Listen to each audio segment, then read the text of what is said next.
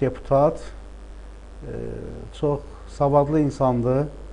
Elə deyərəm ki, mütaliəli insandır, daha çox kitab oxuyan insandır, ziyalıdır. Və həm də əziz dostlar, həm cəmiyyət tərəfindən qəbul olunan insanlardandır.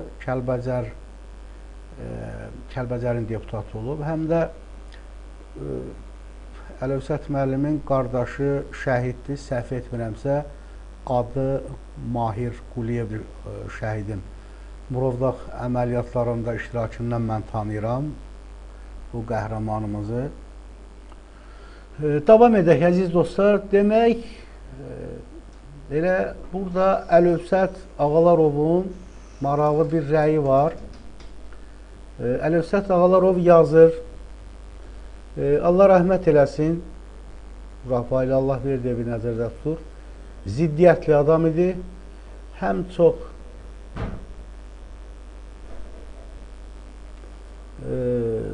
demək, burada Bakının əksər ərazini dədəmalı kimi satır, çadırlar, metroların giriş-çıxışını belə satmışdı. Mənim də rəhmətliklə konfliktim olmuşdu. Amma mənim ucbatımdan yox. Demək, 1998-ci ildə Matadromda məskunlaşmış 338 məcburi köçkün ailəsini zorla polis gücünə çıxarmaq istəyirdi.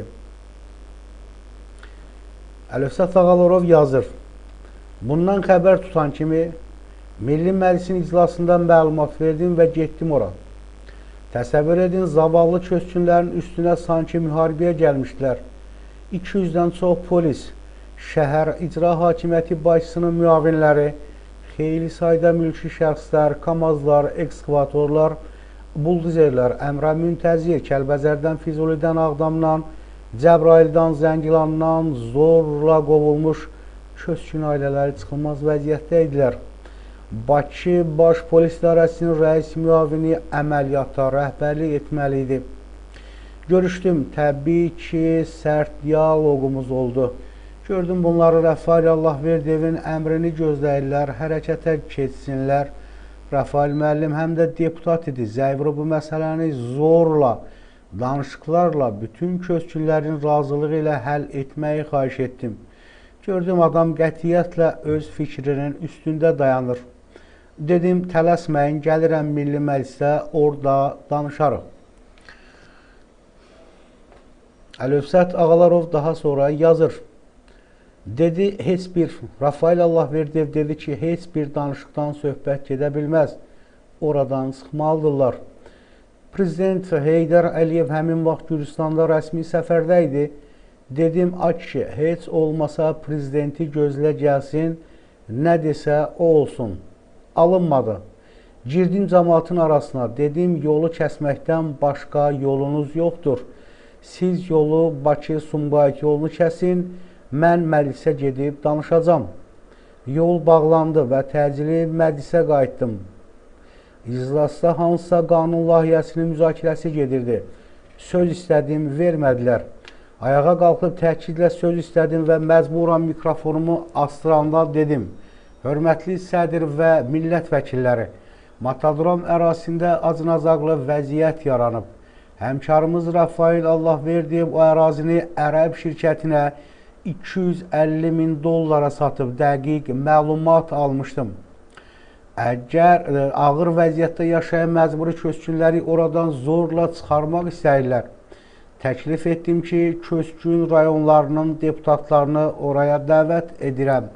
Çıxıb qayıtdım ora, gördüm ki, polislər yavaş-yavaş dağılışır. Başa düşdüm ki, zəng vurub deyib ki, biraz gözləyin, indi deputatlardan danışım. Təkcə Ağdamdan seçilən kişi qeyrətli Çimnaz xanım Əliyeva köməyimizə gəldi. Binəqədi rayon icra başçısı Hüseyin müəllimlə sərt söhbətimiz oldu və sonunda prezident Heydər Əliyev xəbər tutan kimi Rafail Allahverdiyevi danlayıb ki, seçki qabağı cəmaatı niyə hökumətdən narazı salırsan, qoy o köçkünlər yerlərində qalsın. Nəysə, köçkünlər yerlərində qaldılar və Bu günədək orada yaşayırlar. İnşallah Qarabağda evlər tikiləndə hamısı qaydacaq. İnsaf naminə deməliyəm ki, Ulu Öndərin Moskvadan Bakıya qayıtdığı gün Rafail Allahverdiyev həyatını riskə atıb, öz şəxsi maşını ilə aeroportun ərazisinə girib Heydər Əliyevi təyyaradan götürüb gətirmişdi. Yəni Heydər Əliyevə çox sadiq adam olub. Sonralar nə oldu, hansı səhvinin qurbanı oldu, ondan xəbərsizəm. Allah günahlarını bağışlasın deyə sabiq deputat Əlövsət Ağalarov yazır.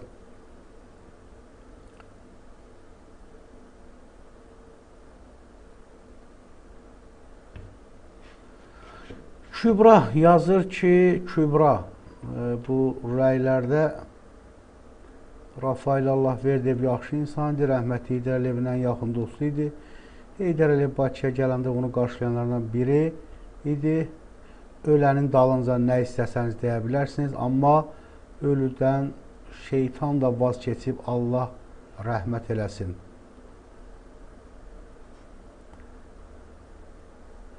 İbrahim Hüseynzadə yazır ki, mən də kiçik məmur olmamışam, lakin istər Rafail müəllim, istərsə də sonraki Abtalib müəllim, Hacıvalı Abtalıbov kimi acgöz olmamışam. Bakı paytaxtını onlar belə sıx günə saldılar. Şəxsən mən xalq malını talayanlara pis baxıram. İbrahim Hüseynzadə yazıb.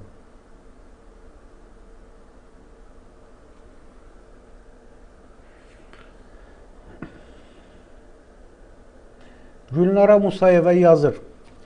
Allah rəhmət eləsin, Rafail Allahverdiyevə xatırlayırsınızsa, şəhərdə insanların dolanışıq mənbəyi olan köşkləri dağıtmaq əmri veriləndə səbəb kimi o köşklərin şəhərin görüşünə pis təsir etdiyini söyləmişlər. O zaman müxbir bunu Rafail müəllimdən soruşanda o belə cavab vermişdi. Mənim xalqım ehtiyac içində yaşayandan sonra şəhərin o gözəlliyi nəyimə lazımdır. Bax, bu fikirlərlə biraz keçmiş, artıq onu sildilər. Bu bircə cümləsinə görə o insanı hər zaman rəhmətlə anıram. Allah yerini behişt etsin. Sata-sata gəldikdə isə öz başına deyildi.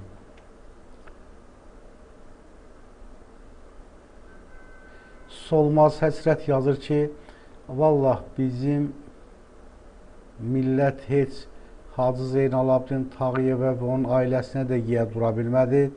Hansı ki, insanlara bu qədər yaxşılıq etmişdi, o boyda Tağıyevə qiymət vermədilər. Rafail Allahverdiyev kim idi ki? Dostlar, burada daha çox rəylər var, siz də yazın və hörmətli izləyicilər, kanalda olanlar xahiş edirəm, hərəniz bir dəfə bəyənmə işarəsi verin və kanala abunə olmayanlar da abunə olsun. Abunə olmağınızı xahiş edirəm. Rafail Allahverdiyev necə məmur olub?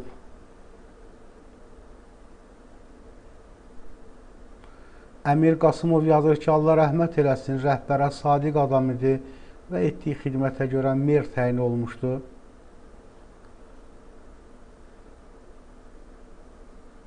Azərbaycanda Sovetlər oldu, müstəqil olduqdan sonra torpaq satan bəylər sürətlə adım atırdılar. Onlardan biri də Rafail idi. Yaxın adamının təmənnası Bakının Qaradağ rayonuna icra başçısı qoymuşdu. Kəndisi, tələbə yoldaşım Ənvər Yazar İttifaqın Xarici Ticarət İdarəsinə rəis. Quliyevi Azər İttifaqa sədr qoymuşdu, Eldar Quliyevi. Yaxşı insanlar idi. Sonradan Ramiz Mehdiyevə girişən Quliyev onun köməyi ilə var dövlət mülklərinə sahib oldu. Bəlkə Rafaildən sonra Bakının vəzifələri torpaq satmadılar, büdcəni dağıtmadılarmı? Sadəcə Bakılılar qovuldu. Başqaları gəldi yerlərinə, daha çox pul qazandılar. Tarixən belə olubdur. Səfəvilər də, Əfşarlar da, Qacarlar da öz yaxınlarını vəzifələrdə qoyub kef ediblər. Əmir Qasımov yazıb. Vüqar Fəttayev yazır ki, yaxşı xatırlayıram, Azərişığın rəhbəri Müslüm İmanovla yola getmirdilər.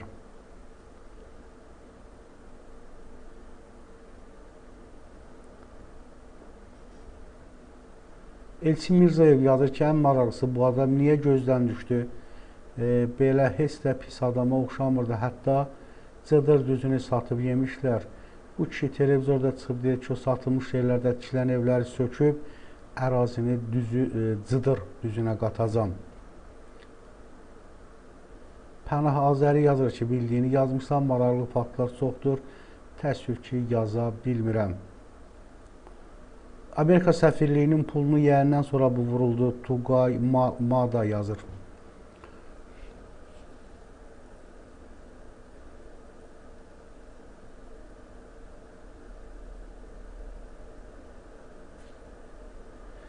Öz başına gəldikdə McDonald's restoran üçün yer ayırmışdı Firdevsi Mehdiyev yazır. Millət qanı içənlərin hamısının sonu pis olur. Əhməd Əliyev yazır. Xatırlamaq niyə? Və dəyərli dostlar, davam edirəm. İndi rejissorumuz